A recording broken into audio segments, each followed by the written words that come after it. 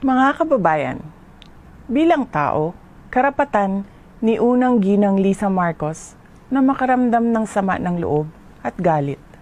Subalit, ang kanyang personal na damdamin ay walang kinalaman sa aking mandato bilang isang opisyal ng pamahalaan.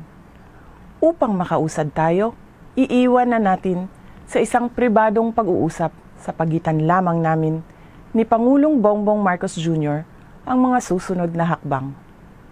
Mga kaigsuunan, nag-atubang ang ato ang nasod ug dagkong mga problema nga kinahanglang solusyonan sa gobyerno. Dapat ay nakatutok tayo sa pagtugon sa mga suliraning hinaharap ng ating bansa. Patuloy ang pagtaas ng presyo ng pagkain at iba pang mga bilihin. At ito ay mas nagpapahirap pa sa dinaranas na gutom o kawalan ng sapat na pagkain ng mahihirap nating kababayan. Nagbabadya rin ang kakulangan ng supply ng tubig at kuryente, habang talamak na naman ang ipinagbabawal na droga. Samantala, hindi pa rin natatapos ang banta ng kriminalidad, terorismo at insurhensiya sa ating bansa. Kini ang mga butang na angay natong hatagan ug pagtagad. Unahin natin ang Pilipinas.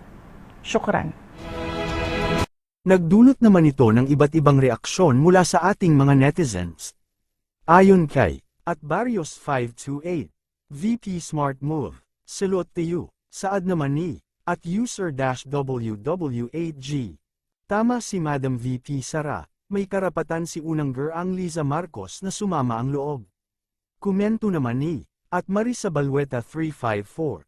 VP Sara is more focused on other issues where in fact her own mandate as Education Secretary, ay maraming problema na dapat doon ang kanyang focus. Anong sa inyo dito mga kabayan?